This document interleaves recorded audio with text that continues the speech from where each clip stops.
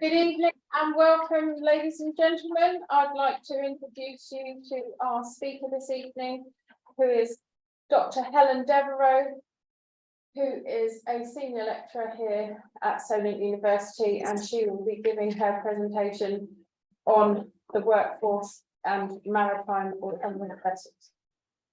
The floor is yours. Yeah. Hello, everybody.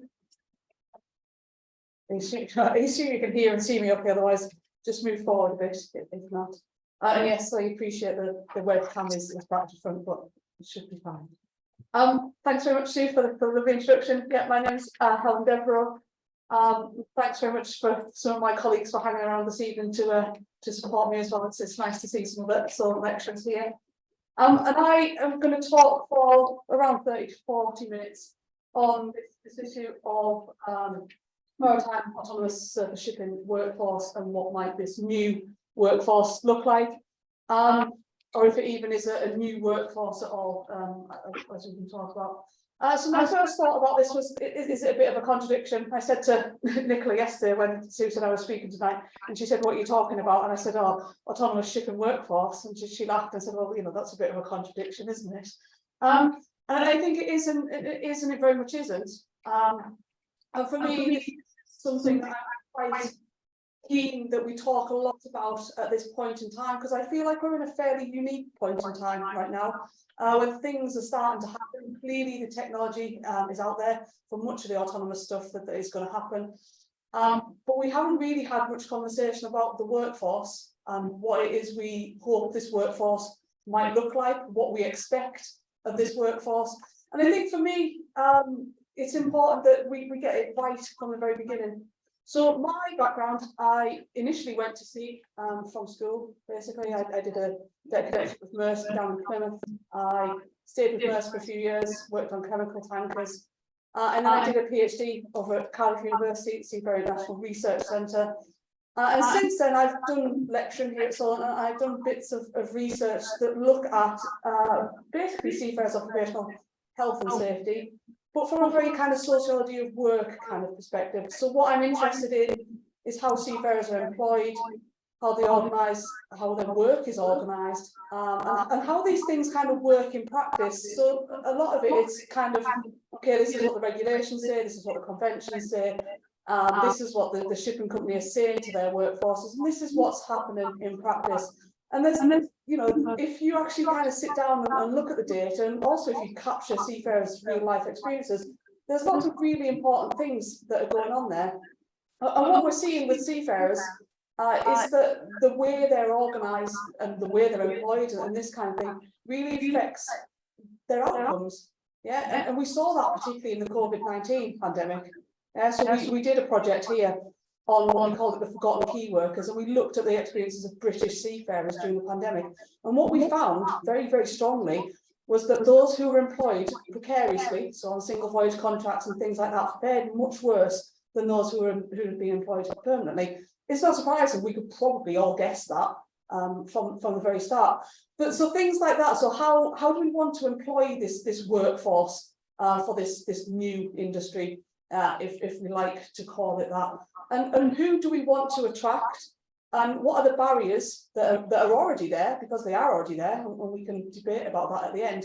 So how do we get rid of those barriers, or how do we kind of remove them right from the beginning, so that we don't have to talk about these barriers in 20, 30, 40 years time to say, oh look, we've ended up with 2% females in this industry. I wonder why that is. Well, we've been saying this for the last 40 years. If you want more women to go to sea, you need to do this, this, this, and this. Okay, so this is, yeah, okay, it's a bit of a contradiction, but I think when we're looking at, as I'll talk through in a minute, that I'm obviously looking at all the conventions and how are we going to change SOLAS to deal with this, how are we going to change call regs, how is all this going to kind of play out in a regulatory sense.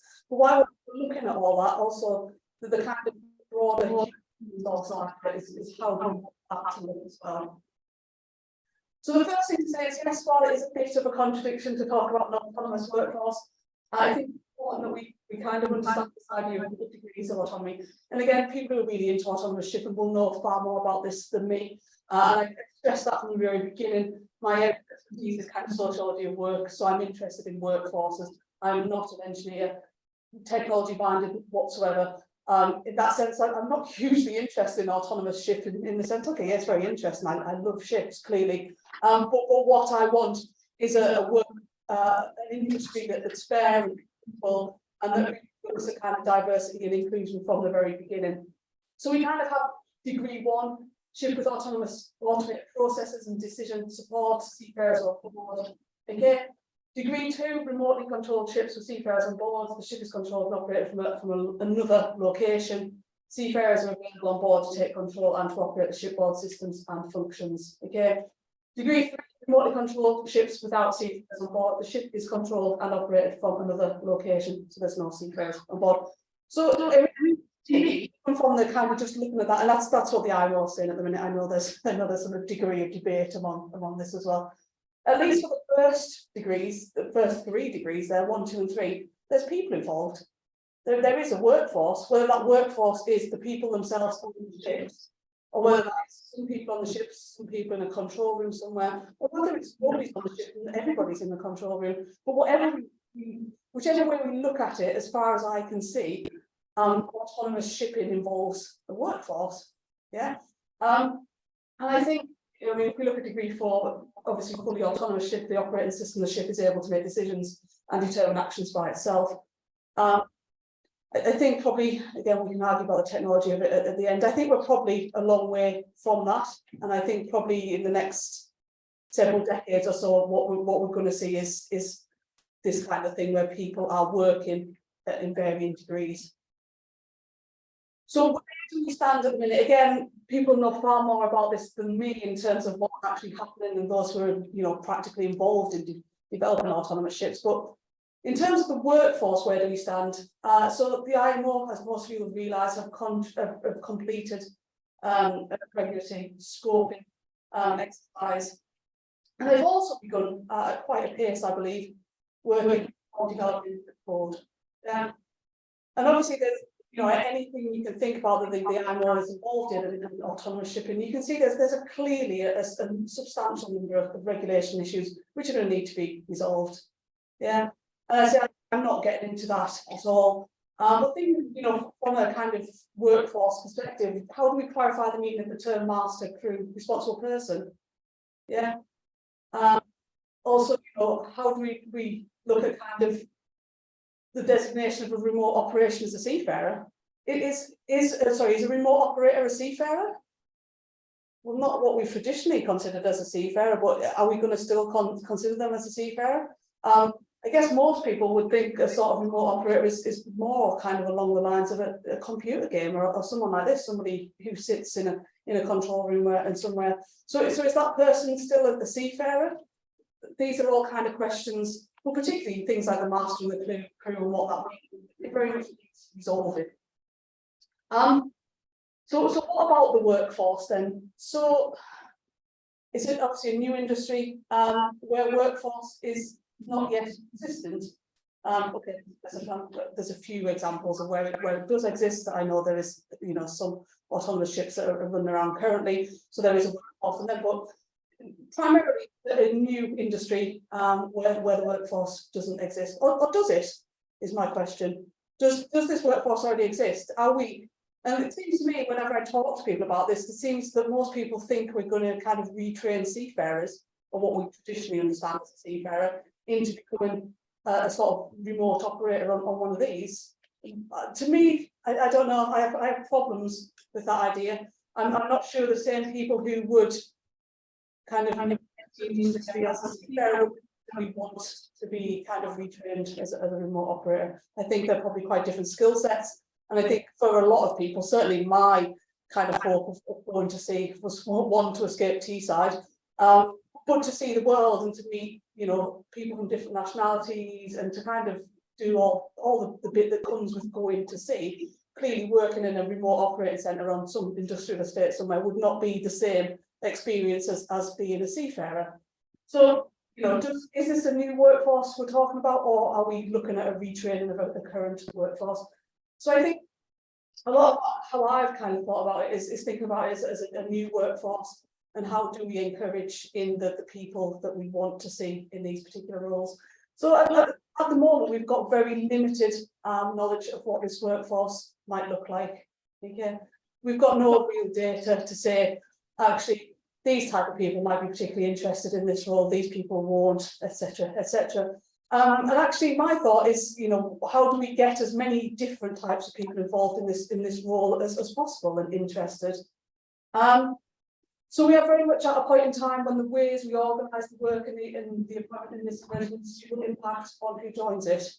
Okay, I haven't done any research into this, but there's this, and anyone that's a seafarer, being a seafarer in the room, there's this really strong idea that seafarers marry teachers or nurses.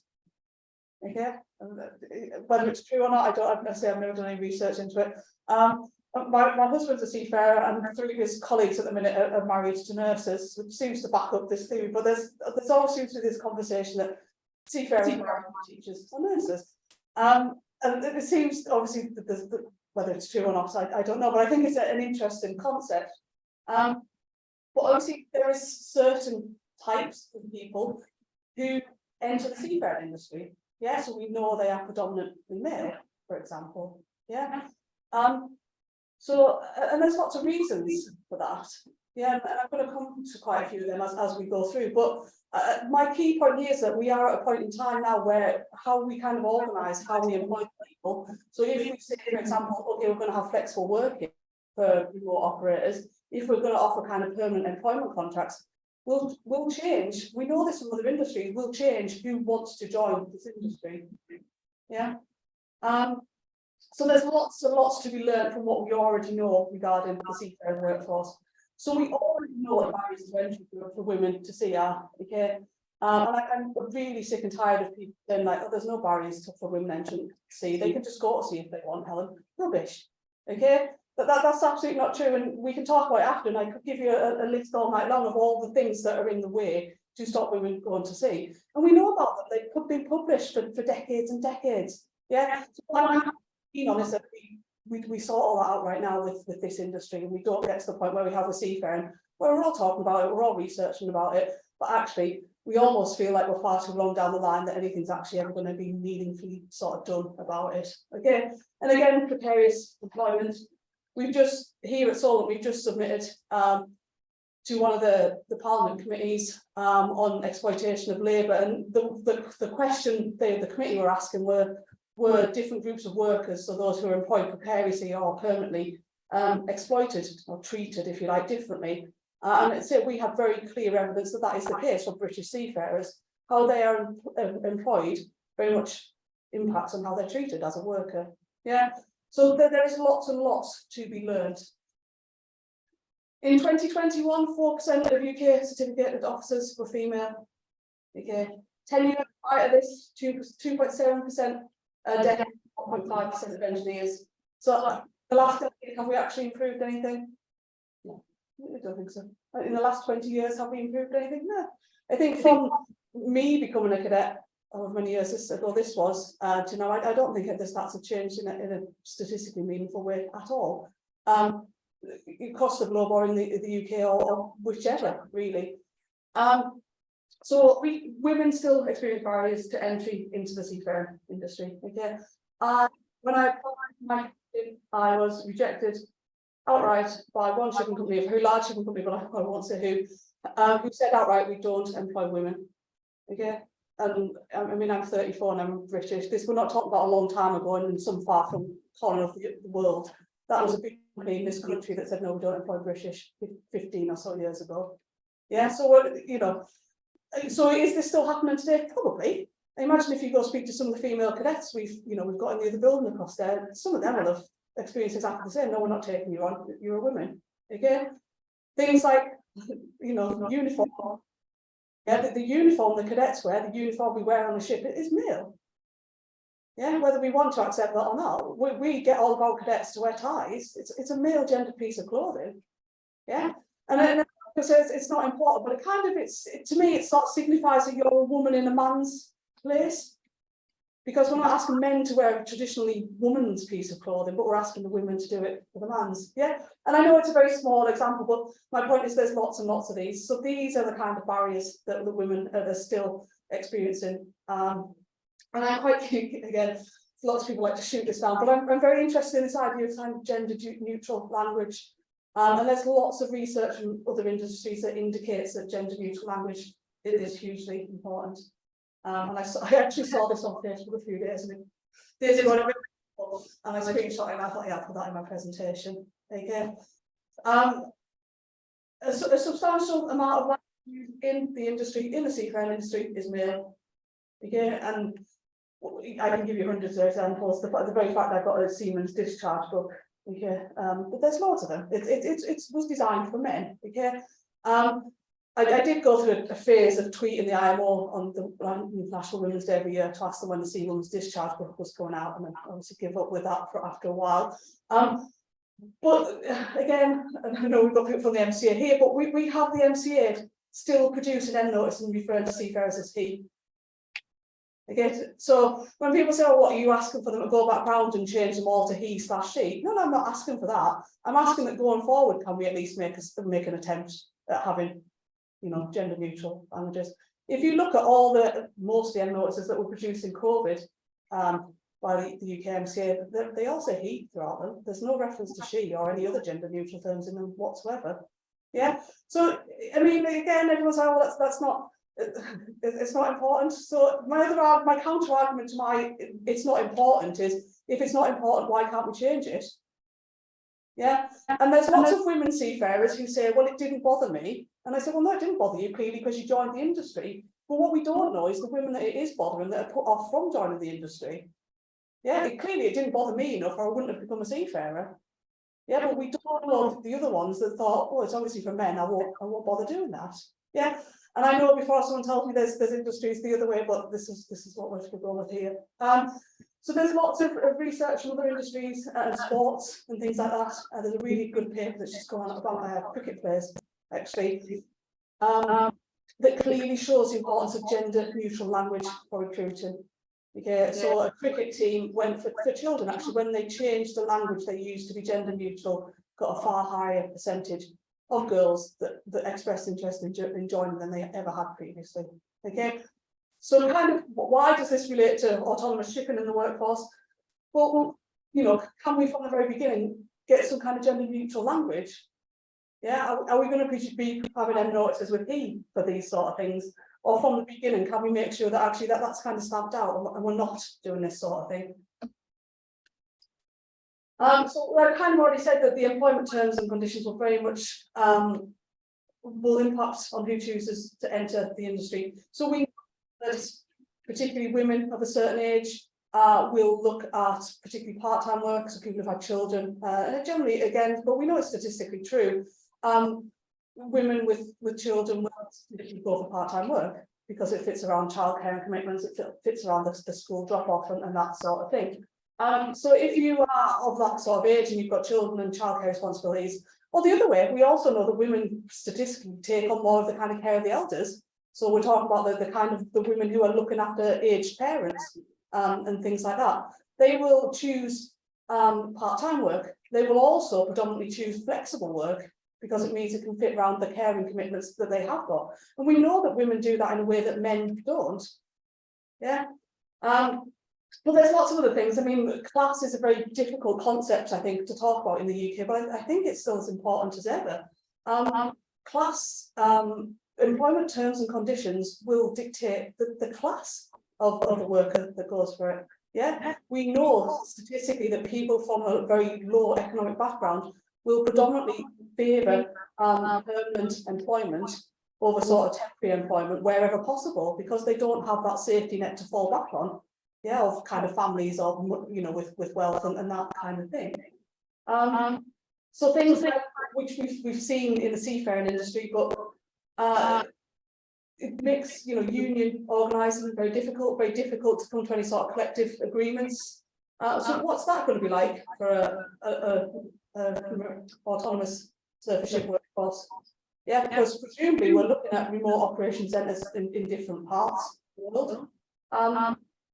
how are we going to make sure that people have kind of suitable conditions and negotiate in a meaningful way if we can just kind of outsource it to another operation centre elsewhere? Yeah, I mean, this isn't like a factory where, okay, if you wanted to outsource it, you have to physically move your factory. A lot of these systems are kind of designed that they could just be kind of transferred online.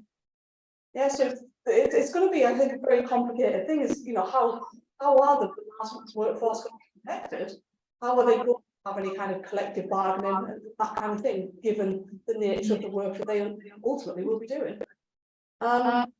So again, things like precarious employment, we know things like single voyage contracts adverse impact on workers' health and safety, and these workers are also known to be at greater risk of occupational violence than other workers.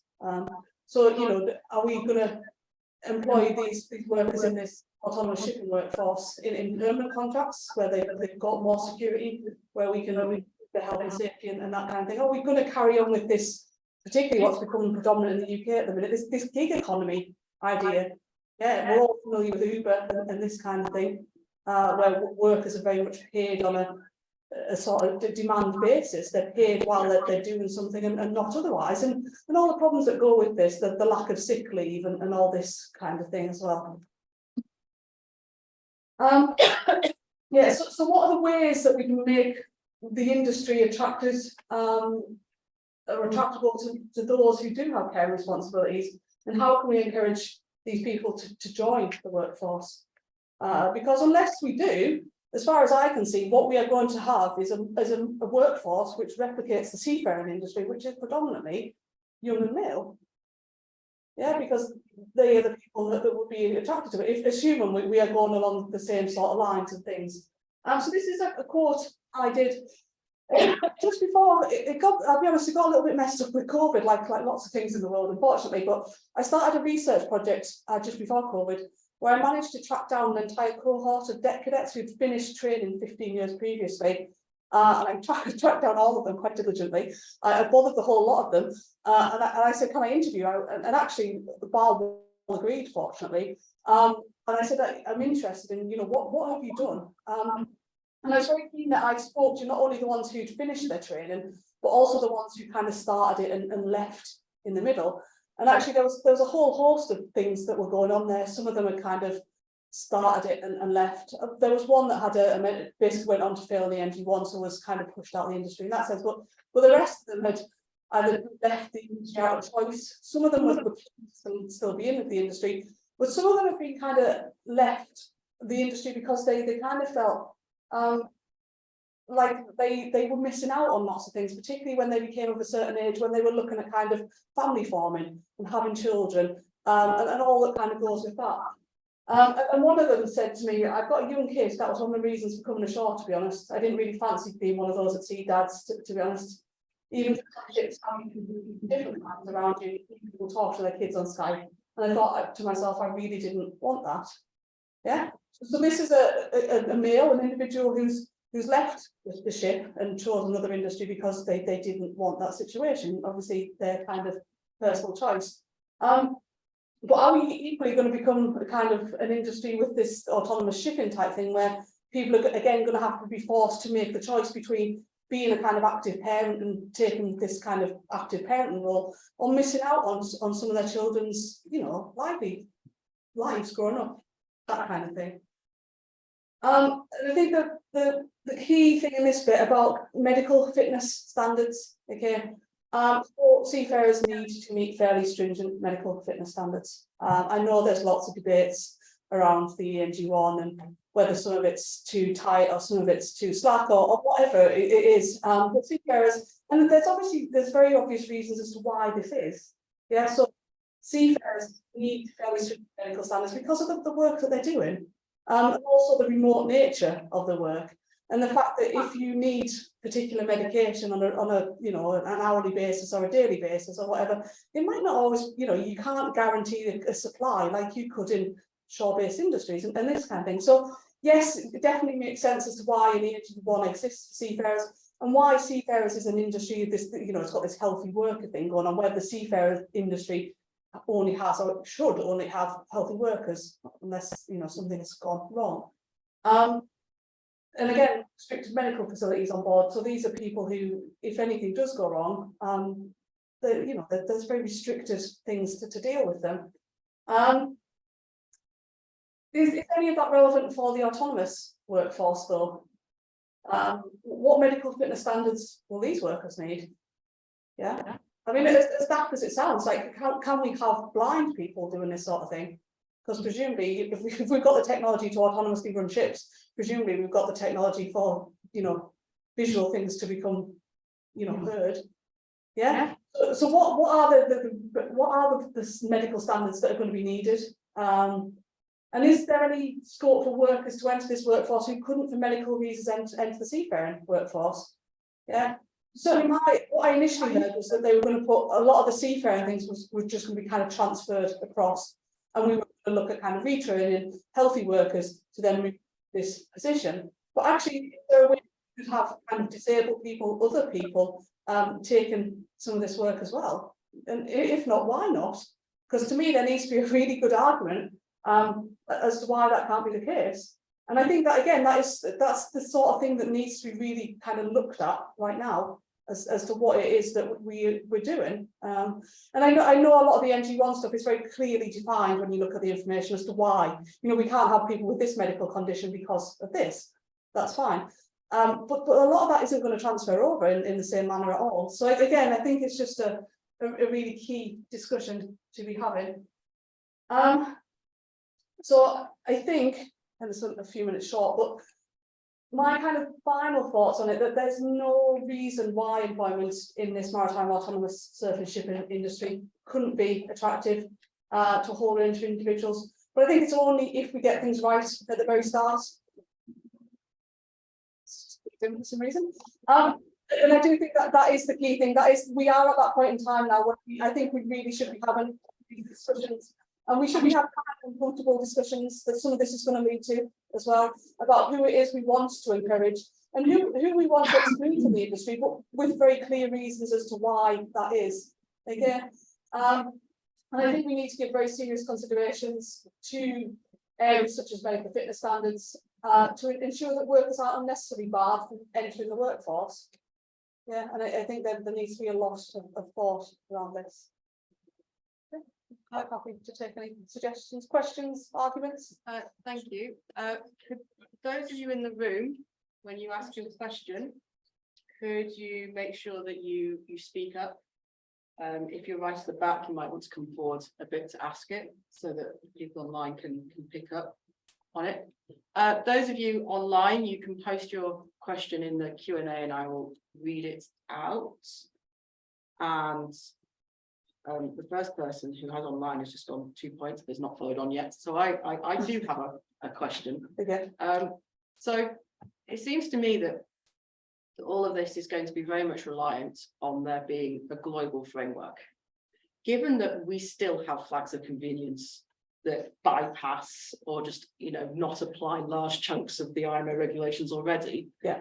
What's just like, as an example, when Germany put in a rule that said that all the seafarers on German flagged ships had to be German nationals, their fleet just plummeted in size and lost all their fleet as a result of it. So what's to stop that from happening? Yeah, and I think that's the thing, isn't it, that flags are a commercial entity, and what drives the flag is the tonnage, is getting more tonnage on, and there's a clear push from I was showing some students who they actually on YouTube. If you YouTube, you can find adverts for flag states trying to attract new business. That's quite entertaining to see what different flags kind of say their sort of strapline and their kind of things to attract new business. So that's always going to be a thing, isn't it? As soon as you change something that ship owners don't like, that they'll just move their flag. Do you think we can kind of get rid of flags of convenience for autonomous shipping? No. That would be the dream, though, wouldn't it? Really? Yeah. So there's someone who's asked online, and like his first question is kind of related. Okay. So saying that the future workforce could be subject to shore legislation, e.g. working time directives, for example. So will that prevent these future issues? Well, in theory, I mean, as long as it's enforced properly. I mean, I think most people would argue that, certainly I would argue that seafarers themselves have lots of regulations that should protect them, but actually the big issue is that they're not enforced. I think pretty much everything we saw with COVID and seafarers and all the bad outcomes were covered in the MLC. There was nothing that happened that wasn't already there. It's just that they're not enforced. So presumably it would again come to whether certain countries were enforcing things such as the Working Time Directive. And again, other countries won't have the same types of legislation, will they? His next question was that are there lessons from other domains? So, for example, the US Air Force had massive issues managing their UAV workforce. There was a large divorce rate, poor retention, ill health, etc. Okay. I honestly don't know much about that one. I guess it's the drones, it's the aerial drones. Yeah. But I suppose that could also have been what they were doing with the drones. Like they were going out and bombing people. Yeah. That might. I read some stuff about the drones and how they were in Las Vegas, an Air Force base near Las Vegas, and they're doing a 9 to 5 job, which is driving a drone that's killing people in Afghanistan, but then going home in the evening to their families. So they didn't have that, you know, how for a lot of seafarers, when you come off the ship, you have a couple of days where you just need to wind down and desensitize the decompression. Yeah. And a lot of military, when they come back from active service, they have a week where they decompress before they go and see their families. Yeah. But this wasn't happening with the drone operators. So he's followed up. He said his question was really about whether shore-based control centres are that much different from ATCs. I guess that's like a tactical centre. Air traffic control. Oh yes, yeah. Air traffic control got really strict rules about their shit. I mean, they do not have flexible working. Let's put it this way. But why? Because nobody seems to have an answer to that. Ship control. We've got to make sure that they've got the numbers, haven't they? Would you say that's because if an airplane fell out of the sky with thousands, hundreds of people on board, there would be more of an uproar than if an autonomous vessel had a collision? I mean, we see it with vessels that have people on that have collisions. The Hergesaka and the Kemfjord or Semfjord, however you say it. Same day, 8 people died in the Pentland Firth on a cement carrier, but nobody knows about it. But the same day, the Hergesaka, and everybody was, it was all in the news and all of that sort of thing. But I think, there's probably an argument as to why air traffic control isn't more flexible with their workforce. Also, I mean, you can say they need a certain number of people, but that doesn't mean you can't, like me and Sue could share the same job, as long as one of us was there, for example. I think it's because they're guiding planes into land at Heathrow every 2 minutes. Yeah. I mean, you can't even nip off for a loo break or a coffee break. I've got a friend who works for them. Yeah, I see. It's stressful. But yeah. Mine is more of a statement rather than a question. So I had an interesting conversation with Sir Frank Chapman, who ran BG Group, which was part of Shell, and he was responsible for taking people off of the oil rigs in the North Sea. And he said it was okay automating everything, but the most dangerous thing was putting people back on them for maintenance. So we can't even in the 21st century get pilots on board safely on ships coming into port. So how on earth are we going to get people onto an autonomous vessel? How's the pilot ladder thing going to work? If they're coming into port to discharge cargo, how is all of, so that's another thing that we need to consider is it all going to be helicopter transfer? Is it going to be, how's the mooring lines and the maintenance of the vessel going to work? Not just how can we drive them? So that's I actually don't. I meant to check whether this was true or not, but somebody posted on social media earlier in the week that pilotage was now the second most deadly job other than lumberjacks, given the recent rise in pilotage fatalities around the UK. It wouldn't surprise me, and I think you raised a good point, because we know that is an incredibly dangerous part of the operation, and mostly it's avoided where possible, isn't it? Whereas we're now moving the operation to that becoming an integral part to it. And there's even the navigation side of it, which is fascinating, because I wrote sailing directions at the hydrographic office, and we were deliberately vague in the directions for ships as to where they ought to course. It's not prescriptive, because otherwise you'd end up with everybody converging on the same waypoint. And in the olden days when I was young, they did do this experiment where they had two ships that were on reciprocal, you know, they were sister ships going across the Atlantic, and they did a reciprocal course, and then of course they met head on. So, you know, so there's those sorts of things to consider, as well as, you know, the traffic regulations. Yeah, I think there's loads to consider. And it's all fascinating. There are certain ship types where whilst you could see some roles, and presumably even the master's role, becoming autonomous, but certain crew members, like on a container ship, the poor sod who's got to go around tightening those twist locks every couple of days, that cannot be automated. So then you get like the one person on the ship when something goes wrong is like has no legal authority whatsoever for it, but it's still the poor sod on the ground having to deal with They the will be made to have the legal authority. Do you remember that one, the poor guy who was, you know, on a ship that was, he had to swim ashore, and he was the only person left on board because he hadn't been paid for 2 years or something. Yeah, but But they made him legally responsible for the ship because everybody else went. And you know, so they will do it. and I think that the question then is, you know, what it's kind of how you think of an autonomous ship as well, isn't it? Because that's, you know, that's not then a fully autonomous ship, is it? If you've got somebody tightening twist locks every second day. But you would hope that if you have to have at least one lowly crew member on the ship, then you still need to have the master on board the ship to be responsible for the lowly crew member. Yeah. There are a couple more questions online. This one relates back to the pilotage thing. They're saying surely a rationale for remote pilotage, which sounds worrying. Yeah, but we already have remote pilotage, don't we?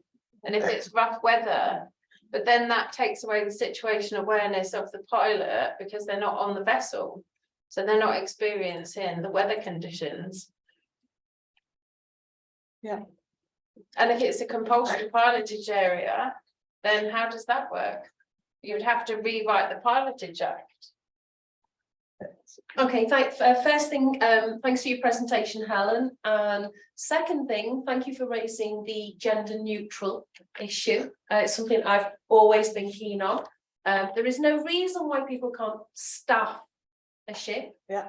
Okay, we still, even my colleagues who mean very, very well, still talk about manning. And I always just use the language staffing levels. Okay, so it's a bit of a provocative question that I want to ask. It feels like when we talk about the future workforce for autonomous ships, that we take the concept that we have now and we try and fit it to the technology. So my question really is, will that be the case? Or is it a totally different concept? So when you look at the videos of the developers, you know, the Rolls-Royce video, for example, and Königsberg, their concept of the command and control centers are very different to taking what's happening on board ship now and shoving it in a warehouse on an industrial estate on the outskirts of Slough or somewhere, you know. Will it be very different? And then leading on from that, is this an opportunity, notwithstanding the open registries or flags and convenience, as you called them, question, is this an opportunity for really highly paid, highly skilled seafarers of the future? And are we missing that opportunity in the narrative that we have? Okay, there was a lot there. No, sorry. 3 questions, Nicola. I know. Yeah, and I think that's to me is the interesting thing, because I think there seems to be two schools of thoughts. Like you say, when you watch the Rolls-Royce videos, it seems very much like this is a whole new era and a new thing, and we're going to recruit all these brand new people who are kind of these technologically whiz kid types who play Xbox and whatever else, and they've got the kind of, you know, the thumb and eye coordination going on really well, and these are the people we're going to attract. And then there's the other kind of side of it where the IMO almost seems on their website like we're going to have all these seafarers and we're going to suddenly say like, well, you don't need to go on your ship now, but what you're going to do is going to sit in there and you're going to do it from there instead. So that to me, there does seem and what will happen, presumably I think there'll be some kind of both things going on. I think it will attract new people and it will attract some of the current workforce. I think initially they're probably going to have to use quite a lot of the current workforce to make it kind of work, would be my first thought, you know, to get things going. But I don't know, and that's what I would say when I was writing this, because people keep talking about my whole title is about a new workforce, and then I was thinking like, well, but is it going to be a new workforce? Because actually the way the IMO seems to very much be framing it is a retraining of a workforce, and whether that's just to keep the seafarers happy to say, we're not, you know, you're all still going to have a job, it's just going to be a new job, or whether they are genuinely thinking that it is a retraining of the workforce. I don't know, but I mean, the cadets that are coming through, I'd love to think that some of them would be very much involved in this, in driving it in the right direction. And you said it yesterday, you'd think lots of the cadets would be really interested in this, because thinking like, you know, in 20 years time where I'm at that position of master or chief engineer, that this is going to be me, this is going to be the industry that I'm in, that I've opted into. So.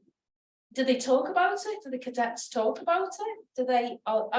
Everybody in the industry is aware of autonomous ships, but are the young cadets coming through now seriously contemplating what that may mean in? Certainly the ones I'm seeing, I mean, I know I've only got a fairly limited intake in the short courses. They all seem to talk about it as a not in my lifetime kind of. Oh, I said that about carbon. Yeah. When I did marine engineering, I said that about carbon. Obviously, we talk about it, and it does come up, but it doesn't seem to be like a you know, an imminent kind of idea. But again, I mean, lots of these young people are just very much focused on getting their ticket and getting onto the first rung of the ladder. And certainly, you know, the senior courses I teach, it's kind of almost laughed about, as in it'll never happen. Yes, it's probably much closer to happening than people want to admit. Possibly. We have a couple of questions online that are sort of connected to this. The first one was, and I'll do them both at the same time. Do you see the future workforce requiring higher academic standards, which might perhaps bar some of the traditional seafaring workforce from participating?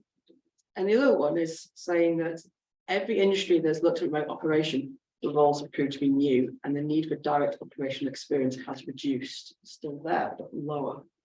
Yeah, and I think yeah, the education thing's interesting, isn't it? Because I think certainly most people would argue that the seafarer side of things, the level of education's got much. I mean, certainly it's not unusual now for seafarers to have BScs. Possibly in the UK it might be the minority, but if you look at the global seafarer, and it's certainly not unusual for the vast majority of the officers to have a BSc, and that comes as part of their seafarer training. And this is obviously very, very different to historically. And again, not to be rude for people, but a lot of, you know, historically seafaring was because people didn't want to do academic type thing. And I always start my helm training by saying that there is a lot of time sat in the classroom. I appreciate you probably don't want to be sat in the classroom where you wouldn't have became a seafarer, you know, because it's not the same. People who go to sea are the ones that don't particularly want to. Not all, but you know, generally I would say. So yeah, I mean, there is an interesting concept there, isn't it? That if we start saying you need a higher level of education, then it's another barrier. Whichever way you look at it, that becomes and it again, I say I don't want to talk about class too much because it is kind of uncomfortable in many respects, but that's a class issue as well, because we know that only certain people go to university. So if we then start saying, okay, we need a workforce that has a 2-1 from a particular type of university, then we're automatically saying we need people who were born into this, you know, almost bar a very, very tiny minority that do that. Yeah. I'm not sure what the second question was, sorry. It was about how in other industries where they've moved to sort of remote operations, that the requirement for operational experience has reduced, and that's actually been more new roles have been created rather than people transitioning in. Yeah, and I guess I could see that possibly being the case as well. It's hard to say, isn't it? Because I mean, again, we need to do some research about seafarers even want these roles. I mean, we're kind of working on the basis that these people would want these roles, but like I said, I'm not sure that many only my kind of thoughts, and I guess I'm fairly naive in thinking that everyone went to sea because they love ships and seafaring, but that was kind of my experience. So it would that attract those sorts of people into this role anyway? Don't know. Or if seafarers who actually want to be a seafarer in a seagoer, that the jobs just become kind of sparser from them. I would add because I train lecturers for the International Maritime Employers Council, so I'm training the people who are training a fifth of the world seafarers, and it's very different the way that or the motivation for going to sea for somebody from the Philippines or India or a poorer nation, because a seafaring salary is 5 or 6 times what they would be earning in a shoreside role. So they see a role at sea, even if it's just a deckhand, they see that as a way out of poverty.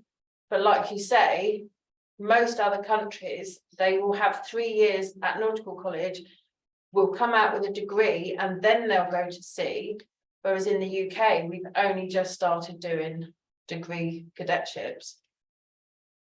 I think we were with my Helm students this week. We were talking about certainly one of the guys in the class works on a super yacht, and he was talking about the hours he works on a month, and if he actually worked out his hourly rate, he would probably be better off in a minimum wage job ashore.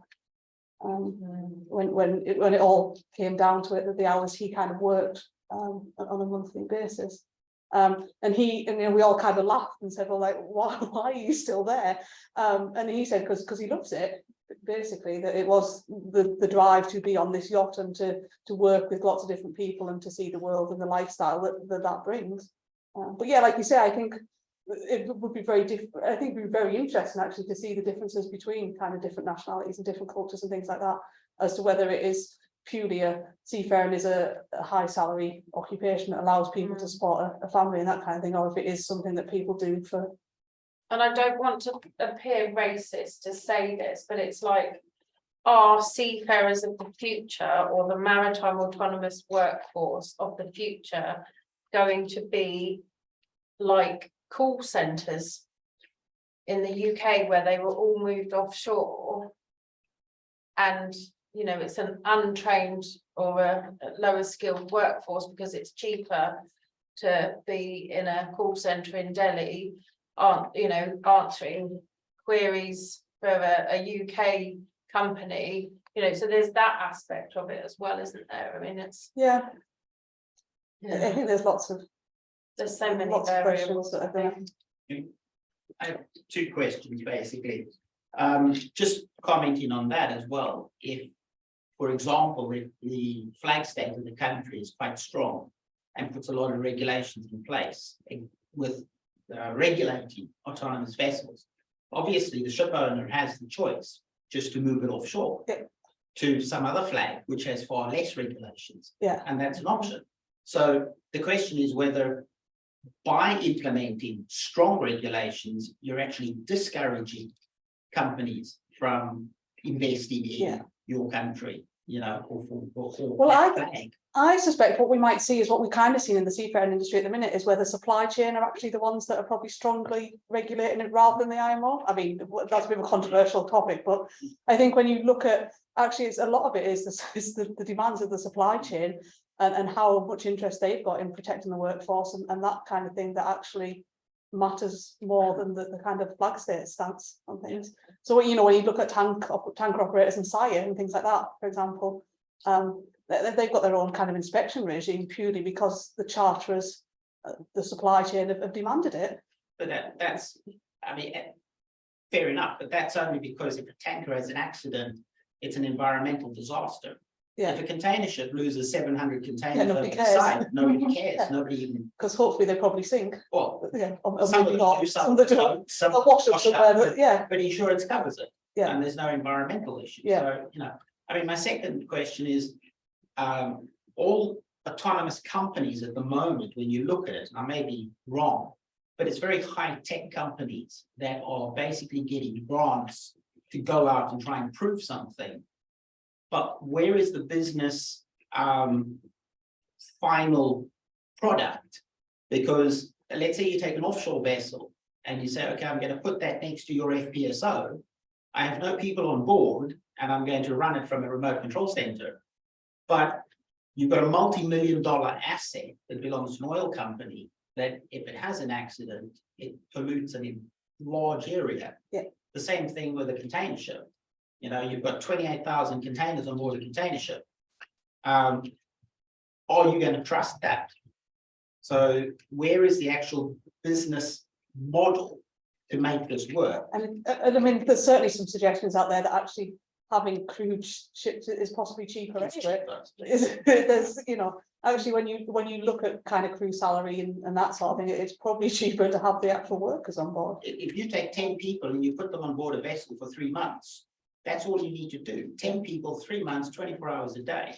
Yeah. If you go to a control center, you have to have 10 people, but now you have to have 30 people because they work in rotations.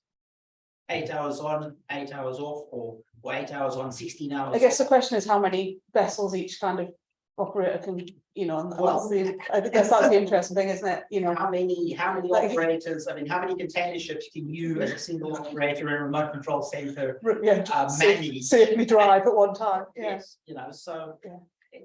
Yeah. The sort of argument of numbers doesn't really correlate because ship per person. Sorry, Alex, did you want to ask something? Thank you once again for the very interesting talk. It so happens that one of the previous talks that we happened to enjoy in this particular room was from a point of view of someone that was managing a port. Okay. And they also told us about the developments over there. So I was thinking maybe what we're not seeing right now, I haven't heard it being discussed, is maybe the nature of who operates a vessel when it's near a port might change. Maybe we will not need to have an operator operating the vessel when it comes near the port. Maybe the port will have a dedicated traffic control center. Yeah. And maybe they take on the command. So we only need operators for when we are in the middle of the ocean. So one operator can operate like Yeah, 15 the whole vessels. fleet of them. Yeah. This is not something that I've heard proposed or even considered, and that sounds more economical. And also, that sounds like it's changing completely the nature of what being the remote operator of a surface autonomous vessel thing. Yeah, and I think that's a really interesting way of looking at it, isn't it? Because that would change shipping completely, really, that you're not moving cargo from A to B. Well, you are kind of moving cargo from A to B, but with a little somebody moving it at the very beginning of the A and somebody at the very beginning, you know, so you're not this idea of you wouldn't be operating it from the very start to the very end of its journey. You just have the bit in the middle. Yeah, I suppose that a lot of that, and I guess the ports are probably quite keen on that idea, are they? Because I imagine that's quite a bit of revenue. You know, if you could set yourself up as a control center and say, we're only going to allow you in our port if. It I would mean, certainly alleviate concerns Yeah. about should I allow this general vessel enter my port when the person operating it is in another part of the world. I cannot arrest them or detain them or Yeah. who's the master if there's no one on board, etc., etc. Like, give me the controls and I'll do it. I trust me. Yeah. To consider. No, I think it's interesting. You would need cross compatibility of the autonomous systems. You could not have each fleet using their own thing, or like Yes, this but- manufacturer over here produces the, we have it already with like car chargers for electric cars. Oh, yeah. They're not compatible, even like chargers on your phone where you use how to cause I Apple understand to that, a set standard But charger. you have the advantage of being the unique sector on this planet where we have international law. Yeah. That could push such a standardization. Yeah, but they won't. Look at GMGSF. Look at everything. Yeah. Standardise everything. Yeah. And right now, there's no performance standards for a single vessel control system when we have quite a lot of already unmanned ships sailing out those ocean businesses. There's actually quite a lot of unmanned ships doing their little thing, piddling around Emperor's Dock right now, showing people what they do. They are ships. I didn't say piddling. They are sailing around Emperor's Dock unmanned, and there's people proudly exhibiting lots of different makes and very different looks and feels of control system in the same port, because there's no playing field for that. So I've got two questions. Right, if you're finished, I don't want. No, go ahead.